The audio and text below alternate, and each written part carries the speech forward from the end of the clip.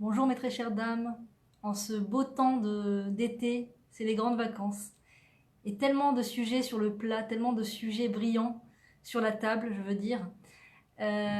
Par quoi commencer? Alors d'abord, lorsqu'une femme ressent une sorte de jalousie envers son mari vis-à-vis des autres femmes, une femme ressent que son mari regarde les autres femmes et que ça la dérange, ou que son mari a un lien amical avec d'autres femmes et que cela la dérange, eh bien j'aimerais vous annoncer que vous êtes en bonne santé. C'est bien, c'est normal, c'est une bonne nouvelle. Ça veut dire que vous n'avez pas perdu de votre sensibilité et que vous n'êtes pas tellement occupé ailleurs que vous n'êtes même pas sensible et au courant de ce que votre mari fait ou agit. Donc c'est une bonne nouvelle. Maintenant la question c'est comment gérer la chose. Comment gérer la chose du fait qu'on sent à l'intérieur de soi une jalousie qui nous dérange, qui nous attriste, On est peiné de voir que son mari est proche d'une femme, tape dans la main d'une femme, je ne sais pas, fait la bise à une autre femme, peut-être soi-même, alors cette vidéo est réservée uniquement pour les femmes, peut-être soi-même on se renforce dans la pudeur et soi-même il y a des choses qu'on ne fait plus, peut-être on ne fait plus la bise, on a plus d'amis hommes et on voit que notre mari n'est pas vraiment au courant de ces lois, n'est pas vraiment au courant de la pudeur et n'est pas au courant de tout ce que la Torah nous demande de faire pour être ce couple-là qui va être loyal l'un envers l'autre, qui va être fidèle l'un envers l'autre, pas seulement dans les actes, mais aussi dans la tête, parce que tout commence dans la tête.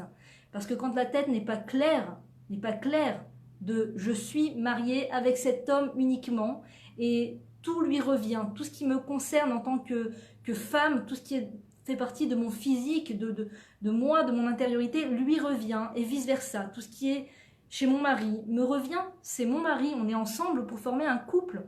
Et mon mari n'est pas l'ami de toutes ces femmes, je ne suis pas l'ami de tous ces hommes. Et c'est comme ça que la Torah voit les choses. C'est comme ça que la Torah voit les choses quand elle nous dit dans la paracha de Bilam qui veut maudire le peuple juif. Et Dieu fait un miracle, qu'il n'y a que des bénédictions qui sortent de sa bouche. Il monte sur une montagne comme ça et puis il a une vue sur tout le peuple juif dans le désert. Il regarde cette façon des Juifs de vivre et de construire leurs tentes. Leurs tentes sont les unes, ne sont pas les unes en face des autres, mais sont décalées les unes aux autres pour que, à Dieu ne plaise que jamais il y ait une tente qui puisse voir l'intimité de l'autre. Qu'il n'y ait jamais une famille qui ait l'intimité sur la vue, qui ait la vue sur l'intimité d'une autre famille. Et donc Bilam voit tout ça et il dit « Matovu alecha » Mishkenotecha Yaakov, Matovu Olecha Israël, Mishkenotecha Yaakov. Je crois que c'est ça le passouk, c'est pas exact. Matovu Olecha Yaakov, Mishkenotecha Israël plutôt. Quelles sont belles vos tentes! Il veut nous maudire, et la première chose qui lui saute au regard, qui lui saute à l'œil, c'est le fait que le peuple juif est tellement différent des autres peuples. Ils mettent leurs tentes décalées pour garder toute l'intimité de la famille, toute l'intimité du couple. Et c'est comme ça que la Torah nous promet, nous conseille, nous encourage à construire notre famille, à construire notre maison. Donc quand une femme juive est honnête envers elle-même, elle a un cœur propre, un cœur de chair, il se peut que lorsque son mari n'est pas dans cette mida, dans cette façon de voir les choses, n'est pas dans cette façon d'agir, eh bien il se peut qu'elle ressente à l'intérieur de son cœur un mal-être, une peine, et c'est normal. Et c'est normal. La question, c'est que faire? Comment agir? Alors d'abord, il faut savoir qu'il n'y a aucune situation de non-retour, il n'y a aucune situation de désespoir. Dieu nous enseigne, nos sages nous enseignent qu'il faut toujours avoir de l'espoir envers son mari, toujours avoir de l'espoir envers soi-même, toujours avoir de l'espoir envers sa famille, et en particulier envers son mari. Ne pas désespérer et se dire que il n'y a rien à faire. Ce mari-là, on est tombé sur un mauvais mari. Ce mari-là n'a pas conscience de la loi et de la pudeur. Il va falloir que je subisse à vie, ou que je cherche quelqu'un d'autre, que Dieu préserve. Non, il n'y a pas de désespoir. La prière peut fortement aider un homme à changer. La prière fait des miracles. Des miracles. Alors, vous pouvez prier tout simplement avec vos mots, demander à Dieu, mon Dieu, je t'en supplie, ouvre les yeux de mon mari, éveille-le à la pudeur, aide-le à devenir plus pudique. Et il y a une ségoula très connue, très reconnue, qui marche de façon extraordinaire. J'ai tellement de témoignages, c'est pas le sujet, mais j'ai tellement de témoignages sur cette ségoula, qui est la lecture du Perek Shira 40 jours. 40 jours. Pour la tchouva de votre mari. Est-ce que si une femme, des fois je dis la chose, je dis il faut lire 40 jours le Perek Shira et on me dit mais c'est trop dur. Moi-même je l'ai ressenti une fois, je me suis dit mince c'est dur, j'ai pas réussi à le faire jusqu'à 40 jours. Mais en réalité je me suis dit si on veut vraiment la chose, on tient 40 jours. C'est quoi 40 jours sur toute une vie? Qu'est-ce que c'est 40 jours de Perek Shira sur toute une vie?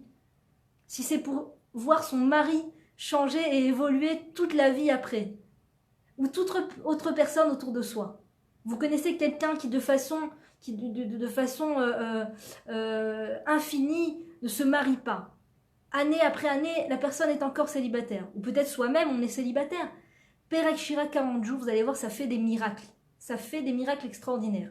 Alors Perek Shira, c'est un petit dépliant en hébreu. Il est aussi traduit en français. Où on lit. C'est des morceaux du livre des Tehillim et d'autres passouk de la Torah. C'est pas très long à lire. C'est pas très long. Pour ceux qui savent lire l'hébreu, on peut mettre jusqu'à 15 minutes à lire Perek Shira. Et à un moment, vers la fin de Perek Shira, il y a un petit texte où il y a une parenthèse. Et là, vous devez demander votre demande à Dieu. Et pendant 40 jours, il faut demander une seule demande. Voilà. Et il faut le faire toujours ou en journée, ou alors toujours le soir. C'est parce que si vous faites une fois en journée, une fois le soir, étant donné que le soir, la nouvelle journée en hébreu commence le soir, eh bien on peut risquer de rater un jour. Je ne sais pas si c'est clair, mais en tout cas, gardez cela en tête que c'est toujours ou en journée, ou avant la tombée de la nuit, ou après la tombée de la nuit. À vous de choisir. Perek Shira fait des miracles. Vous pouvez faire aussi 1 heure d'Hitbodedut.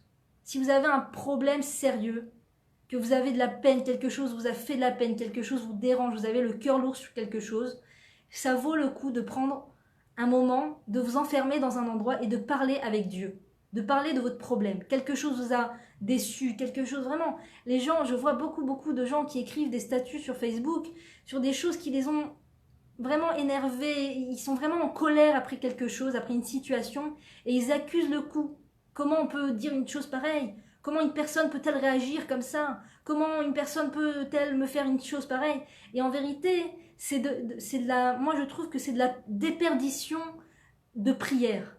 C'est-à-dire qu'au lieu d'utiliser sa tristesse, au lieu d'utiliser sa difficulté pour le retourner en une prière, et on sait que Dieu écoute les cœurs brisés. Quand une personne a le cœur brisé, quand quelqu'un est en colère, cette fille-là, sa prière, sa demande, même si c'est une simple demande humaine, même un non-juif peut tout à fait faire une prière vers Dieu, s'il s'adresse au bon Dieu, pas n'importe quel Dieu, s'il ne fait pas d'idolâtrie, il s'adresse au Dieu qui s'appelle Dieu Hachem en hébreu, d'accord? S'il s'adresse à Dieu avec des simples mots juifs ou pas juifs, le fait de prier et de demander dans un cœur brisé, la prière monte tout de suite aux oreilles de Dieu. Et Dieu agit, Dieu prend les choses en main, et Dieu commence à mettre en marche notre délivrance. Et pour ceux qui ont les yeux pour le voir, vous verrez la délivrance. Vous verrez, les délivrances sont extraordinaires. Donc quand on vit un moment exaspérant dans la vie, quand quelque chose nous exaspère, c'est une invitation à se connecter à la prière, à se connecter à Dieu pour prier. On n'est pas obligé de prier de façon indéfinie, pendant des heures. On peut juste une phrase, ça suffit. Le fait de transformer cette douleur, cette difficulté en une prière, c'est déjà le meilleur recyclage qu'il soit. Voilà, c'est la grande mode du recyclage. Tu recycles. Est-ce que tu jettes tes bouteilles en plastique dans la poubelle, ou est-ce que tu te déplaces jusqu'à la poubelle de plastique pour mettre ta bouteille en plastique? Parce que sinon, tu te fais taper sur le bout des doigts. D'accord? Moi, un jour, je suis sortie avec mes poubelles dehors. J'ai tout mis dans la poubelle. Et quelqu'un s'est arrêté en voiture avec des tonnes de sacs de plastique derrière dans sa voiture. Elle m'a dit, vous jetez tout dans la même poubelle. Vous recyclez pas. Alors, je vous avoue que si, pour paraphraser ma voisine, la rabbinite Madame Azoulay, si la poubelle était juste en face de la maison, je le ferais. Je te promets, je le ferai. Mais là, c'est super loin et on est super occupé. Mais quitte à parler de recyclage, le vrai recyclage, le recyclage existe pour nous apprendre à recycler nos émotions négatives en une prière, en une demande vers Dieu. Toutes les difficultés qui nous arrivent dans la vie, toutes les choses qu'on doit surmonter, les épreuves, petites ou grandes, c'est seulement un mail de la part de Dieu pour nous demander de parler avec lui. Donc, mettre tout ce qui est négatif, le faire en prière, et tout ce qui est positif, quand vous avez comme ça une joie, des fois, on a une grande joie, on éprouve une émotion très forte, et au lieu de le retourner en un remerciement vers Dieu, on s'adresse aux gens, on essaye d'expliquer aux gens à quel point on est content d'avoir vécu ça, d'avoir trouvé ça, et en général, la personne en face ne comprend pas exactement ce qu'on veut dire, ou par exemple, si vous écrivez un statut sur Facebook d'un truc qui vous avait vraiment touché au plus profond, les gens ne vont pas toujours réagir comme vous auriez souhaité. Mais en réalité, quand on a une émotion très forte, c'est pour le retourner en remerciement vers Dieu. Parce que Dieu est la base de tout. Dieu, c'est lui qui nous donne tout. C'est lui qui nous donne ces bons moments comme ces épreuves. Et ces épreuves, elles sont là pour nous faire grandir. Ces épreuves, elles sont là pour nous faire grandir. Moi, toutes les vidéos que je fais et que j'ai faites, tous les livres que j'ai eu l'occasion de pouvoir écrire par aide divine, si j'avais pas eu des moments d'épreuve dans ma vie, de tristesse intense, de difficultés intenses dans ma vie, à entendre certaines choses, à voir certaines choses, à vivre certaines choses, je n'aurais jamais eu l'inspiration, je n'aurais jamais eu les outils pour écrire et pour parler. Mais comme j'ai fait face on va dire, enfin j'ai reçu des épreuves, certaines épreuves, des petites, des moyennes, etc., eh bien, je me suis connectée à Hachem, en fait. J'ai parlé avec lui, j'ai fait une prière, j'ai tourné les choses en prière. Par exemple, j'ai écrit un livre que vous pouvez trouver sur Amazon qui s'appelle « Et moi dans tout ça ». « Et moi dans tout ça », c'est le résultat de Perek Shira, 40 jours. Je vous l'explique en 2 mots parce que c'est vraiment une histoire incroyable. J'étais moi-même dans cette situation où j'avais fait tchouva. Et mon mari, qui me permet de le raconter parce qu'aujourd'hui il a fait tchouva, n'avait pas encore fait tchouva. Et pendant une longue période, il y avait cet éloignement entre nous qui faisait que, par exemple, on marchait dans la rue, et moi, il m'appelait Méa Sheharim, parce que à ses yeux, à l'époque, il me trouvait habillée comme une orthodoxe de Méa Sheharim. Aujourd'hui, il n'a plus aucun problème avec ça. Et lui, il n'avait pas encore la kippa, ni les tzitzit, et donc on marchait dans la rue, on avait l'air de deux étrangers. Et en l'occurrence, moi qui avais commencé à peine à prendre conscience de toute cette importance de la pudeur et du fait de se réserver uniquement à son mari, mon mari, lui, n'en avait pas encore conscience. Et donc, eh bien, les femmes venaient lui faire la bise, alors que moi, je ne faisais plus la bise. Les femmes étaient très amicales avec lui, les femmes étaient très proches de lui. Lui était quelqu'un de pudique, il a toujours été quelqu'un de très pudique, mais disons que les femmes venaient vers lui, donc voilà. Ou bien alors, les groupes WhatsApp mixtes. Déjà, WhatsApp, vous savez combien je suis pas pour. Mais alors, les groupes WhatsApp mixtes, des groupes, des membres de la famille, de la belle-sœur, du beau-frère, de tout le monde qui dit son mot. Je trouve ça d'une impudeur incroyable. Tu sais à quelle heure l'un s'est couché, tu sais ce que l'autre pense, tu sais ce que l'autre a mangé, tu sais comment l'autre s'est habillé, qu'est-ce qu'il pense, qu'est-ce qu'il veut faire et tout ça. Et il y a une interactivité entre les gens qui ne doit pas être, qui est mauvaise pour la fidélité du couple, qui est mauvaise pour l'intimité du couple. Donc, voilà, cela étant, personnellement, je souffrais énormément de voir que ma prise de conscience vis-à-vis de la pudeur n'était pas encore celle de mon mari. Et j'ai pris, et donc, un jour nous étions dans une ville balnéaire, en plein été, vous imaginez, où il y avait vraiment la plage collée à la rue. Donc les gens sortaient de la plage, les femmes sortaient de la plage directement dans la rue en vêtements qui ne sont pas vraiment des vêtements, en sous-vêtements on va dire. Et j'étais là avec mon mari et je voyais cette scène qui m'attristait énormément. On est rentré à la maison, j'étais tellement désespérée, tellement en colère de cette scène que je me suis mise à pleurer.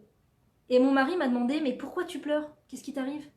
Je lui ai dit « Je ne supporte pas l'idée que toi et moi, on sort dehors et que tu puisses avoir la vue sur des femmes qui s'habillent d'une façon dont moi-même je ne me permets pas de m'habiller dans ma propre maison. Ça me rend Ça, je suis dans un état, tu peux pas imaginer. Il m'a dit, mais pourquoi tu pleures? Ça sert à rien. Et j'ai pris sa phrase, j'ai été m'enfermer dans la chambre, j'ai fermé la porte. Au début, j'étais un peu rebelle contre cette phrase de ça sert à rien de pleurer. Et petit à petit, je me suis dit, il n'y a rien pour rien. Si Dieu m'a fait entendre cette phrase, ça sert à rien de pleurer, c'est que je dois la prendre à cœur. Et j'ai pris à cœur cette phrase et je me suis dit, mais il a raison, ça sert à rien de pleurer. Et je me suis souvenue d'une amie qui m'avait dit que sa mère, qui était divorcée à l'époque, avait lu le Pérec Shira 40 jours pour pouvoir se remarier. Et le 40e jour, on lui a présenté quelqu'un. Et je me suis souvenue, Pérec Shira, mais bien sûr. Et je me suis mise à lire ce Pérec Shira. Alors je vous avoue que la première fois, ça m'a pris à peu près 40 minutes pour le lire, mais aujourd'hui, ça me prend à peu près 15 ou 11 minutes environ. J'ai lu Pérec Shira 40 jours, et chaque fois dans la parenthèse, je disais, mon Dieu, s'il te plaît, renforce la pudeur des filles du peuple juif. Aide les femmes juives à prendre conscience de la pudeur. Et le 40e jour, de façon incroyable, Baruch Hashem, c'était à Sukkot, c'était le dernier jour de Sukkot, il pleuvait très fort dehors, et je suis rentrée dans cette soukha pleine de pluie, et je me suis mise à écrire, de façon frénétique. Je me suis mise à écrire, je ne pouvais plus m'arrêter d'écrire. Et j'écrivais à la main, vraiment à l'ancienne, comme si qu'on n'était même pas en l'an 2010 où il y a toutes sortes de téléphones et d'ordinateurs. J'écrivais à la main sur une feuille comme ça. Et j'écrivais toute mon histoire de ma tchouva, comment je vivais avant et comment le jour où je suis tombée sur un cours de Torah pour la première fois sur Internet et comment ça a changé ma vie. Et j'écrivais. Je savais même pas pourquoi j'écrivais. Ça a commencé le 40e jour de la fin du Pérec Shira. Et j'ai assisté au cours de Myriam Methoudi, que Dieu la bénisse. Il y avait à peu près 200 femmes dans la salle. Et j'ai eu une pulsion comme ça qui m'a poussée à monter sur la scène et à lire un texte que j'étais en train d'écrire. Non, j'ai pas le livre ici, je vous l'aurais lu. J'ai demandé à Myriam Methoudi, dans sa grande bonté, si je pouvais monter sur la scène et lire ce texte. Et dans sa grande bonté, elle m'a dit bien sûr, avec plaisir. Je suis montée. Et je sais pas ce qui m'a pris, j'ai dit dans le micro, bonjour mesdames, pardon de vous déranger, j'aimerais vous lire un texte d'un livre que je suis en train d'écrire. Et là, je me suis surpris de moi-même, je me suis dit, waouh, t'es en train d'écrire un livre, intéressant. Et j'ai lu le texte. Et j'ai reçu des applaudissements que j'aurais même pas imaginé. Je croyais qu'on allait me jeter des tomates. Et finalement, les femmes se sont levées, se sont mises à m'applaudir. Ça a été pour moi un encouragement extraordinaire. Je suis descendue de la scène, je suis allée m'asseoir. Et là, je suis rentrée à la maison avec l'idée que j'étais en train d'écrire un livre. Donc, j'ai commencé à informatiser tout mon écrit. Et le livre est en vente sur Amazon.fr pour un prix modique, un prix symbolique. C'est juste le prix de la livraison, en fait. Ça s'appelle « Et moi dans tout ça ». Et il paraît, j'entends pas mal d'échos, de feedback, de femmes qui me disent à quel point ce livre les a renforcées dans la pudeur. Entre-temps, Baruch Hashem, j'ai aussi fait Pérec Shira pour que mon mari puisse faire tchouva. Alors ça, c'est une histoire incroyable. Il se trouve que depuis que je raconte les délivrances que Pérec Shira m'ont apportées, il se trouve que ça marche un peu moins. Donc, étant donné que pour l'instant, je ne suis plus dans la lecture du Pérec Shira, je vous le raconte parce que bon, si ça peut aider, c'est extraordinaire. Coucou tout le monde, coucou de la Guadeloupe, ça fait plaisir. Pour mon mari, j'ai fait Pérec Shira pour qu'il puisse faire tchouva. Et donc, je demandais à chaque fois dans cette parenthèse, mon Dieu, s'il te plaît, fasse que mon mari, je disais son nom en hébreu, son nom complet, fasse tchouva. Et le 40e jour, j'étais enceinte. On avait un rendez-vous chez le médecin. Il a regardé tout ça, et puis il nous a dit, c'est un garçon, et puis il a énormément de pourcentage d'être, comment on dit ce mot? J'ai à chaque fois le mot, je trouve plus le mot. D'être cette maladie, Tismoret Down, on dit en hébreu. En français, je ne sais pas comment on dit. Il a des chances d'être autiste, pas autiste, enfin quelque chose très attristant. Et on s'est regardé avec mon mari, on est sortis et on est resté bête. On s'est regardé et on s'est dit, mais t'as compris ce qu'il a dit? Que c'est un garçon, mais qu'est-ce qu'il a dit d'autre? Qu'il a des chances d'être autiste, mais bon, viens, on rentre et on lui repose la question. Et on est re-rentré. On lui a dit, excusez-nous, docteur, de vous déranger, pardon. Qu'est-ce que vous avez dit que c'était un garçon? Oui, que c'est un garçon et qu'il a toutes les chances d'être autiste. Ah, merci, docteur, pardon. Et là, on est sorti. Mon mari est monté sur son scooter de l'époque. Moi, j'ai repris la voiture et on est rentré chacun de son côté, vers la maison. Et tout le chemin, je me suis mise à pleurer. Enfin, la moitié du chemin, je me suis mise à pleurer. Arrivé au feu rouge, j'ai fait ce que je ne vous conseille pas de faire. J'ai pris mon téléphone pour poser une question au Rav, pour lui demander si, dans un tel cas, il fallait pleurer ou il fallait tout simplement sécher ses larmes et tout simplement prier. Alors il m'a dit, faites tout ce qu'il faut faire au niveau médical et priez. Donc je me suis un peu arrêtée de pleurer, mais je suis quand même arrivée chez moi avec des yeux rouges énormes. J'arrive chez moi. Maintenant, mon mari, il faut savoir que c'est quelqu'un qui ne montre jamais ses émotions, enfin qui est fort, que Dieu le bénisse, qui est quelqu'un de fort et qui ne me montre pas ses émotions. En 13 ans de mariage, je ne l'ai jamais vu. Je l'ai peut-être vu pleurer une fois quand il a perdu sa grand-mère, Aléa Shalom. Et là, il enlève son casque et je le vois avec les yeux rouges, vraiment. Et on commence à monter les escaliers. Et chaque marche, il me dit, j'ai décidé de prendre sur moi de mettre la kippa. Et il monte encore une marche. Et j'ai décidé de mettre les tzitzit. Et il monte encore une marche, il me dit, et je vais mettre les téphilines tous les jours. Et tout d'un coup, je me souviens de mon Perek Shira, que c'était le 40e jour, sur le fait que je priais qu'il fasse tchouva. Et on en reparlait hier, parce que on reparlait des naissances, c'était l'anniversaire de notre fille, on reparlait de ça, il dit, tu te rappelles, Zecharia, c'est grâce à lui que j'ai fait tchouva. Je lui dis, waouh, c'est extraordinaire, oui. Et je sais pas si je ne vais pas raconter l'histoire du Perek Shira, je préfère le garder pour vous et pour nous. Et pour toutes ces femmes qui me demandent conseil. Voilà, ça c'était le Perek Shira pour mon mari. J'ai aussi fait Perek Shira pour ma maman qui était divorcée depuis 8 ans et qui en avait marre de rencontrer des hommes pas sérieux. Chaque fois que c'était pour parler de mariage, la personne se désistait. Donc elle m'a dit, j'en ai tellement marre et tout ça. Et donc j'ai pris mon Perek Shira. J'ai pris mon Perek Shira à 2 mains et je l'ai lu, 40 jours. Et pour rigoler, pour la petite rigolade, j'ai appelé ma maman et je lui ai dit, maman, prépare-toi, c'est le 39e jour de Perek Shira, prépare-toi. Et elle me rappelle le soir même, elle me dit, Livia, tu te rends pas compte?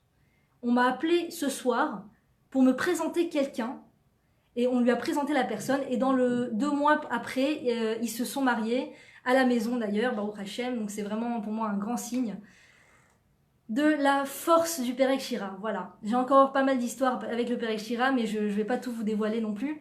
Voilà, pour vous dire qu'il n'y a pas de désespoir. Il n'y a pas de désespoir. Quand la femme transforme son désaccord avec son mari, cette distance qui les sépare d'avec son mari en une prière, en une demande en Dieu de nous sauver de cette situation, Dieu ne laisse pas les prières infertiles. Toutes les prières sont fertiles. Toutes les prières tournées vers Dieu, bien sûr, le Dieu unique, sont fertiles, donnent des fruits. Et c'est tout à fait normal de ressentir de la jalousie par rapport à son mari. C'est tout à fait normal. Alors des fois, c'est pour nous aider nous-mêmes à nous renforcer sur la pudeur. Par exemple, si une femme est trop copine avec notre mari, il faut essayer de réfléchir si est-ce que nous, on n'est pas trop copines avec d'autres hommes. Si une femme attire le regard de votre mari ou met des vêtements qui collent pas à chaque fois qu'elle vient chez vous, elle s'assoit en face de votre mari avec une tenue qui est vraiment pas adéquate, si ça vous fait quelque chose, posez-vous la question si est-ce que il y a peut-être quelque chose sur lequel vous pouvez vous renforcer dans la pudeur. Et si, Baruch Hashem, vous êtes bien renforcé sur la pudeur, il n'y a vraiment rien à renforcer, eh bien c'est juste au niveau de la prière que ça se passe. C'est au niveau de la prière. Demandez à Dieu. Mais pour revenir sur ces WhatsApp, je trouve vraiment que le WhatsApp est quelque chose... D'abord, il y a des chiffres malheureusement énormes de personnes qui ont malheureusement été infidèles à leur mari ou à leur femme par le biais de WhatsApp. Tout a commencé par WhatsApp. Il y a un WhatsApp familial. Chacun donne la recette. Quelqu'un peut avoir une recette pour un gâteau, pour un anniversaire. Ah oui, fais ce gâteau et tiens, mets tels ingrédients. Et tout d'un coup, le beau-frère donne une recette d'un super gâteau. Et ben la belle-sœur, elle arrive et elle dit ah génial, mais où est-ce que tu achètes cet ingrédient?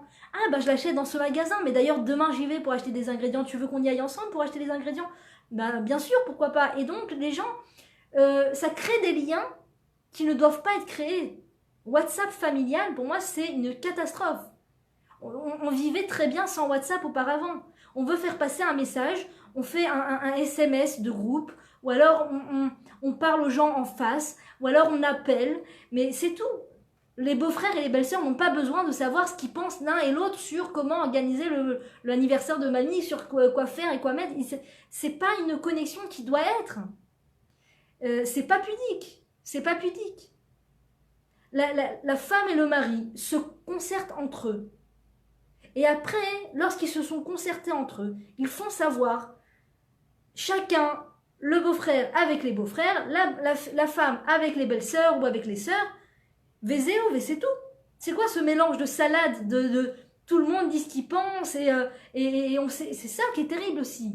On sait qui a lu, quand, qui a réagi, on sait quand la personne est partie dormir parce que c'est terrible, tu sais, tu rentres dans l'intimité de la vie de la famille. Tu sais quand est-ce que le mari a été dormir et quand est-ce que la femme a été dormir parce que sa dernière réponse était à 11h30 et à partir de ça tu sais quand les autres se sont couchés. C'est super pas pudique. C'est pas pudique du tout, c'est un yetzer hara énorme. Un yetzer hara énorme.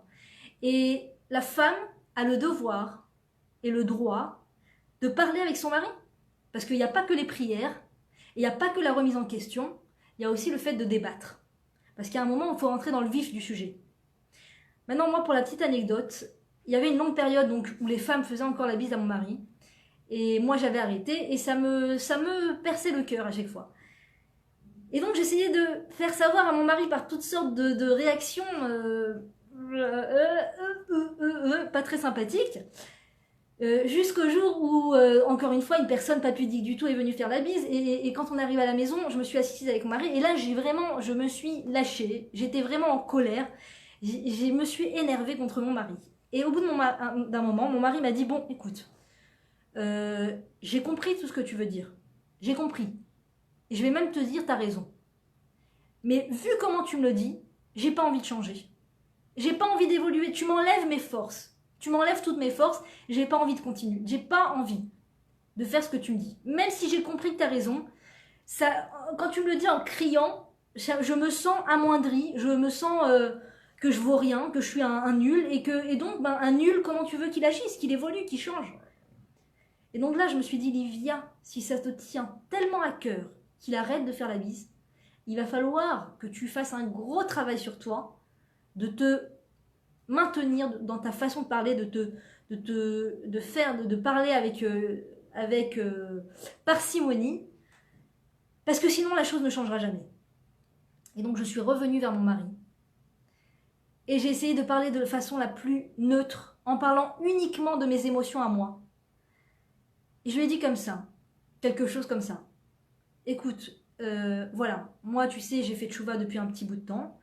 J'ai pris conscience sur la pudeur entre les hommes et les femmes. Pour moi, c'est très très important, et je sais que d'après la Torah, c'est très important qu'il y ait une fidélité entre nous, pas seulement physique, mais aussi dans la tête, aussi dans l'esprit, aussi dans l'attitude. Et donc, je me couvre la tête. Et donc, j'ai arrêté de faire la bise aux hommes. Mais tu comprends, quand je vois une femme qui s'approche de toi pour te faire la bise, j'ai à l'intérieur de moi le sang qui fait un tour. Je sais pas si tu le remarques, mais j'ai les joues toutes rouges, tellement je suis en colère. Ça m'énerve, ça m'énerve. Je me sens, je te dis franchement, je lui ai dit un truc comme ça, je te dis honnêtement, je me sens comme trahie. Et quand je me sens trahie, bah, j'ai envie de rien faire. J'ai pas envie j'espère que je ne vous influence pas en mal quand je vous dis ce que moi j'ai ressenti, parce que peut-être que vous ne le ressentez pas comme ça. Mais c'est pour vous dire que j'ai mis toutes mes émotions à plat. Et j'ai ressenti, moi personnellement, que quand je voyais que mon mari ne mettait pas, c'est-à-dire que les femmes venaient vers mon mari, c'était pas lui, mais c'était les femmes par rapport à lui, et que lui ne mettait pas un stop, eh bien, je ressentais que moi, comme je me sentais trahie, donc j'avais moins envie de lui donner. Donc ça jouait sur tout. Je le faisais pas pour me venger, mais j'avais pas envie de lui faire un bon plat quand il y avait une femme qui venait de lui faire la bise sur le moment. J'avais pas envie de lui faire un bon plat. J'avais pas envie je sais pas, de parler avec lui gentiment, calmement, de l'aimer, de lui donner de l'honneur quand je venais de me sentir trahie. Et donc je lui ai fait passer ce message, je lui ai dit, je suis désolée mon très cher mari, que j'aime beaucoup, tu es le père de mes enfants, tu es mon mari. Quand je vois une femme qui te fait la bise, je me sens tellement trahie, j'ai plus envie d'être une échette trahie. Je n'arrive plus, je n'arrive pas à parler avec amour, à parler avec respect, à te donner l'honneur qui t'est dû, à te donner des bons plats, je n'y arrive pas. Voilà, je te dis honnêtement ce que ça me fait. Et là, je me suis retirée parce que j'avais vraiment les émotions fortes et je sentais que si je restais encore, j'allais dire des choses encore pas sympathiques. Donc, je suis partie dans la chambre et mon mari a réfléchi et mon mari a pris les choses à cœur. Et Baruch Hashem, aujourd'hui, il n'y a plus de bises. Baruch Hashem, que ça dure, pourvu que ça dure. Les femmes ne s'approchent même plus de mon mari parce que son apparence aujourd'hui laisse entendre qu'il est marié, qu'il est un homme de Dieu, qu'il est un homme fidèle aux lois de la Torah. Et donc les femmes ne s'approchent plus de lui, ni pour lui faire la bise. Et même certaines femmes ont même décidé petit à petit, en voyant mon mari ne plus leur faire la bise, ont décidé elles-mêmes de ne plus faire la bise. C'était quelque chose d'extraordinaire, comment on est tous les maillons d'une chaîne, et comment on a de l'influence les uns sur les autres. Et donc ces femmes se sont arrêtées de faire la bise aussi, de façon extraordinaire. Et l'ambiance va en se purifiant, l'ambiance va en se nettoyant. Et les gens, ou ils prennent conscience, après, en voyant qu'on a pris conscience, ils finissent par prendre conscience, ou alors tout simplement, comme ils voient qu'on agisse d'une certaine façon, ils n'osent plus agir de leur façon à eux. Ils n'osent plus, même s'ils n'ont pas encore la prise de conscience, il y a quelque chose qui les retient. Donc ça purifie l'ambiance, ça purifie l'air. Voilà mesdames, donc ne jamais désespérer par rapport à son mari. Ne pas se sentir coupable de ressentir de la jalousie. C'est tout à fait normal. C'est tout à fait normal. Si son mari regarde par exemple le tennis féminin, comment on peut inventer une chose pareille? Comment on peut laisser un mari regarder le tennis féminin? Ça, c'est un truc que je ne comprends pas. Si votre mari regarde le journal avec une présentatrice vraiment pas pudique, vraiment très maquillée, très sur son 31, et que ça vous énerve, eh bien, vous devez en parler à votre mari. Il faut avoir un débat sur ça, il faut en parler, il faut argumenter. Alors, tout est sujet à discussion, tout est matière à discuter dans le couple, mais à partir du moment où, dans cette discussion, il y a une ambiance un peu tendue, il faut faire appel à une tierce personne. Une tierce personne qui est ou un thérapeute, quelqu'un d'extérieur à la famille, quelqu'un d'extérieur aux amis, quelqu'un d'extérieur, quelqu'un qui est neutre, d'accord, qui pourra nous écouter de façon neutre et vraiment nous éclairer. Ou thérapeute de couple, ou un rave ou une rabbinite qui est expert en rapports conjugaux, thérapeute uniquement avec un aspect de la vie d'après la Torah, avec une vision de la vie d'après la Torah, avec une crainte du ciel, et reconnu pour donner des bons résultats.